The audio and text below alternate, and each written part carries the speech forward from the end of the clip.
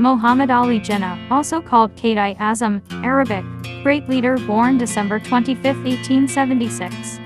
Karachi, India, now in Pakistan, died September 11, 1948. Karachi, Indian Muslim politician who was the founder and first Governor-General 1947-48 of Pakistan. Early years.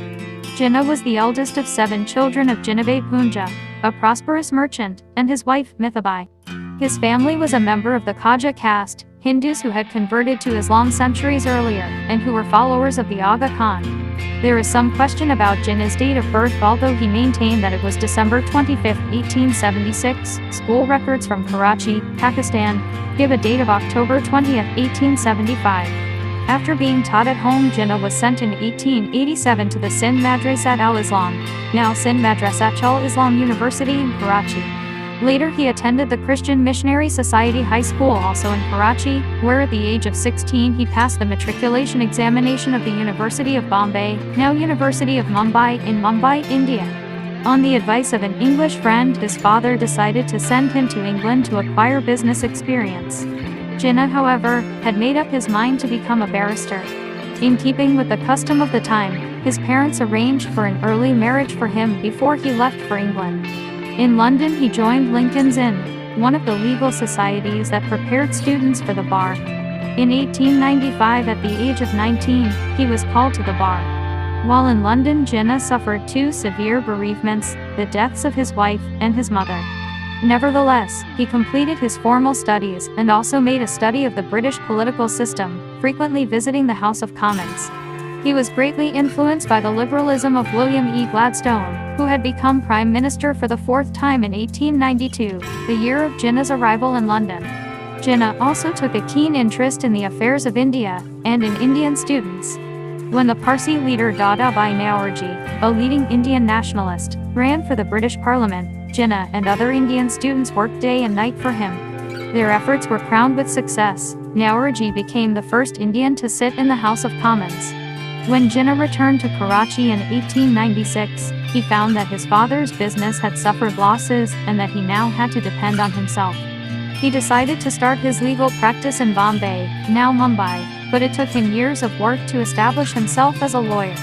It was nearly 10 years later that he turned actively toward politics. A man without hobbies, he divided his interest between law and politics. Nor was he a religious zealot. He was a Muslim in a broad sense and had little to do with sex. His interest in women was also limited to Ratanbai, Ruddy, the daughter of Sir Dinshaw Petit, a Bombay Parsi millionaire, whom he married in 1918 over tremendous opposition from her parents and others. The couple had 1 daughter, Dina, but the marriage proved an unhappy one, and Jinnah and Ruddy soon separated. It was his sister Fatima who gave him solace and company. Entry into politics. Jinnah first entered politics by participating in the 1906 session of the Indian National Congress Party, held at Calcutta, now Kolkata, in which the party began to split between those calling for Dominion status and those advocating independence for India. 4 years later he was elected to the Imperial Legislative Council, the beginning of a long and distinguished parliamentary career.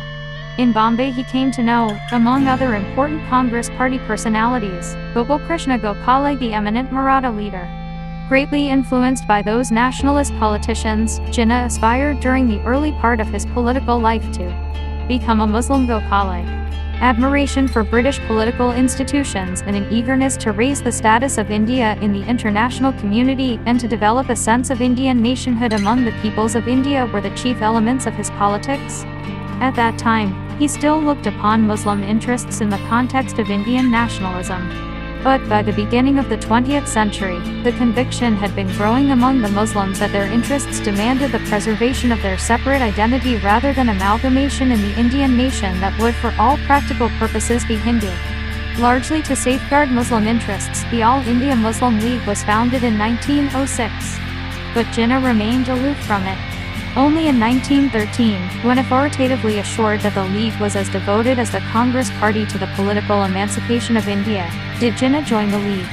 When the Indian Home Rule League was formed, he became its chief organizer in Bombay, and was elected president of the Bombay branch. Political unity. Jinnah's endeavors to bring about the political union of Hindus and Muslims earned him the title of the Best Ambassador of Hindu-Muslim Unity, an epithet coined by Gokhale. It was largely through his efforts that the Congress Party and the Muslim League began to hold their annual sessions jointly to facilitate mutual consultation and participation. In 1915, the two organizations held their meetings in Bombay, and in 1916 in Lucknow, where the Lucknow Pact was concluded. Under the terms of the pact, the two organizations put their seal to a scheme of constitutional reform that became their joint demand vis-à-vis the British government. There was a good deal of give and take, but the Muslims obtained one important concession in the shape of separate electorates already conceded to them by the government in 1909 but hitherto resisted by Congress. Meanwhile, a new force in Indian politics had appeared in the person of Mohandas Mahatma Gandhi. Both the Home Rule League and the Congress Party had come under his sway. Opposed to Gandhi's non-cooperation movement and his essentially Hindu approach to politics, Jinnah left both the League and the Congress Party in 1920. For a few years he kept himself aloof from the main political movements. He continued to be a firm believer in Hindu-Muslim unity and constitutional methods for the achievement of political ends. After his withdrawal from Congress, he used the Muslim League platform for the propagation of his views. But during the 1920s the Muslim League, and with it Jinnah, had been overshadowed by Congress and the religiously oriented Muslim Khilafat movement. When the failure of the non-cooperation movement and the emergence of Hindu revivalist movements led to antagonism and riots between Hindus and Muslims, the Muslim League began to lose strength and cohesion, and provincial Muslim leaders formed their own parties to serve their needs. Thus Jinnah's problem during the following years was to convert the Muslim League into an enlightened, unified political body prepared to cooperate with other organizations working for the good of India. In addition, he had to convince the Congress Party, as a prerequisite for political progress, of the necessity of settling the Hindu-Muslim conflict. To bring about such a rapprochement was Jinnah's chief purpose during the late 1920s and early 1930s. He worked toward this end within the Legislative Assembly, at the Round Table Conference in London 1930-32, and through his 14 points which included proposals for a federal form of government, greater rights for minorities, 1/3 representation for Muslims in the central legislature, separation of the predominantly Muslim Sindh region from the rest of the Bombay province, and introduction of reforms in the Northwest Frontier province. His failure to bring about even minor amendments in the Nehru Committee Proposals 1928 over the question of separate electorates and reservation of seats for Muslims in the legislatures frustrated him. He found himself in a peculiar position at that time. Many Muslims thought that he was too nationalistic in his policy and that Muslim interests were not safe in his hands, while the Congress Party would not even meet the moderate Muslim demands halfway. Indeed, the Muslim League was a house divided against itself. The Punjab Muslim League repudiated Jinnah's leadership and organized itself separately.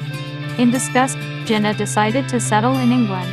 From 1930 to 1935 he remained in London, devoting himself to practice before the Privy Council.